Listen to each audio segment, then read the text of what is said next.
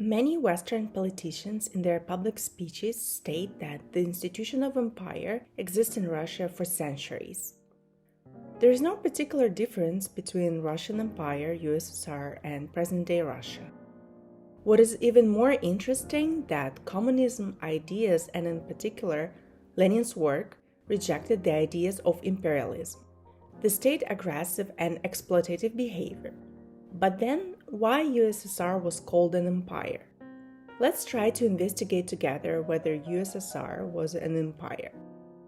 There are many definitions of empire, and it takes several factors to define an empire. In its most basic, an empire is a complex political organization where a dominant central state controls weaker peripheral state. The center's controls over its peripheries can be either loose or strong, and can fluctuate even within empire. The reasons to establish empire are different, but they are often security and wealth. Rome first expanded out of Italy during the Punic Wars 246 till 146 BCE against Carthage. They quickly became an empire controlling most of the Mediterranean basin.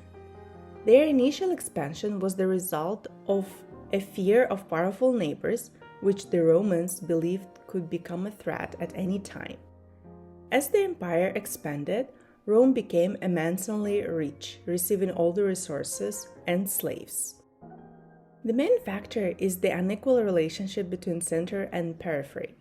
The center, as the seat of power, identifies itself as superior to the periphery. This inequality is often reinforced with legal system.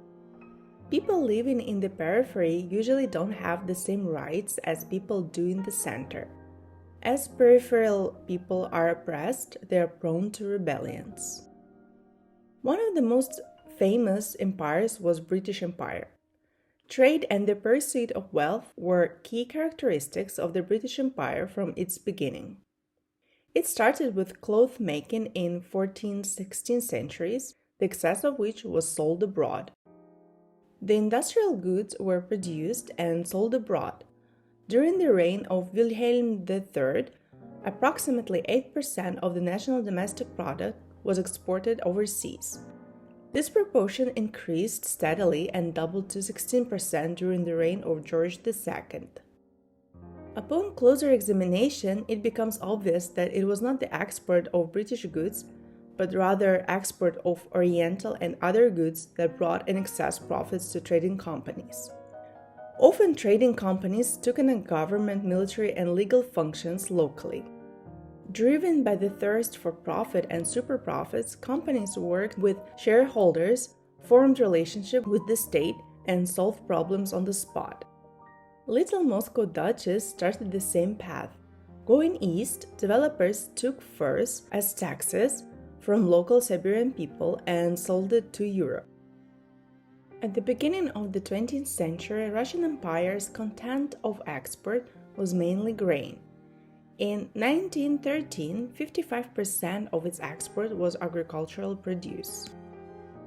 One can say that Russian Empire was still doing re-export as the agricultural production was mainly extracted from the peripheries. So, how was USSR similar to Russian Empire? Remember that USSR included the following republics in its membership. Of course, the center here would be Moscow and the peripheries all other republics. And economic relations were unequal. Moscow, in the face of Communist Party, extracted natural resources from other republics, underlying the value of the product, and after sold it abroad with either market price or slightly less than market price to a friendly communist states. The profits went to the center and then distributed by the center, limiting the real profit for the periphery. I give two examples. When Soviet Union was struggling to industrialize in 1920s, 1930s, as there was no finance to buy expensive machinery, the top leadership decided to act like Russian Empire to sell abroad agricultural produce, mainly grain. Ukraine, which traditionally provided high quality and large numbers wheat, was exploited. The grain was taken away under the program of раскулачивания, meaning that taking away all the excesses from so-called rich peasants. In 1930, 7.7 million tons of grain were taken from Ukraine, or a third of the harvest. In 1931, 7.7 million tons were ordered to be taken from Ukraine again, as in 1930, even though the harvest was 20% less. For the year 1932, the amount was lowered to 6.2 million tons, but this still was above the capacities of the Republic. In the view of the poor harvest, only 14.6 million tons of grain, of which 40% was lost during the harvest because of the breakdown of machinery and the muddled transportation system. So both in Russian Empire and the USSR, control came from Moscow or St. Petersburg.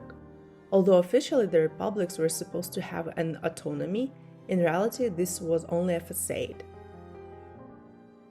Local control was extremely limited. Any decision had to be coordinated with the center. The budget also was issued by the center. Another example includes the export of oil, which the center was focused after the Second World War, 1950s till 1973.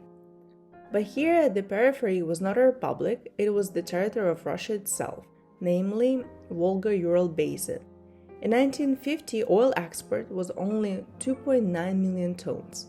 In 10 years, it increased to 43.4 million tons of crude oil and 21 million tons of oil-containing goods.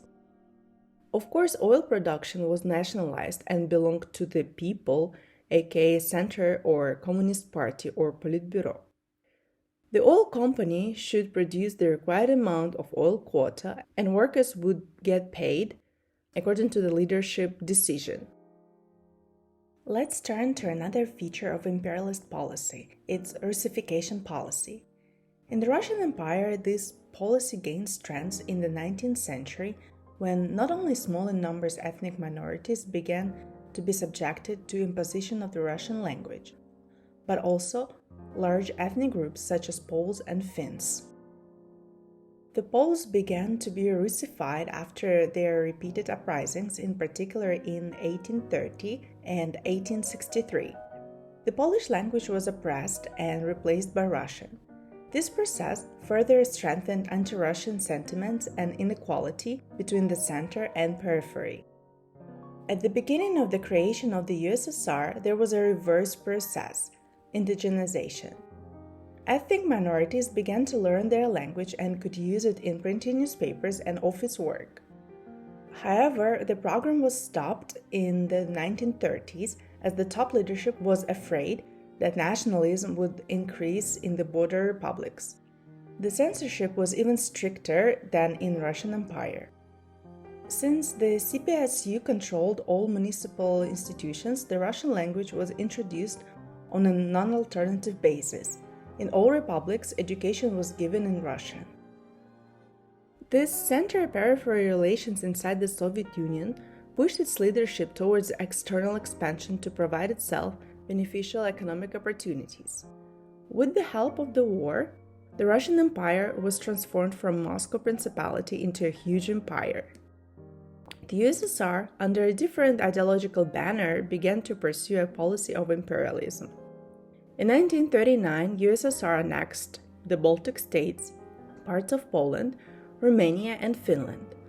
After World War II, the USSR extended its influence to Eastern Europe, Asia, and Africa.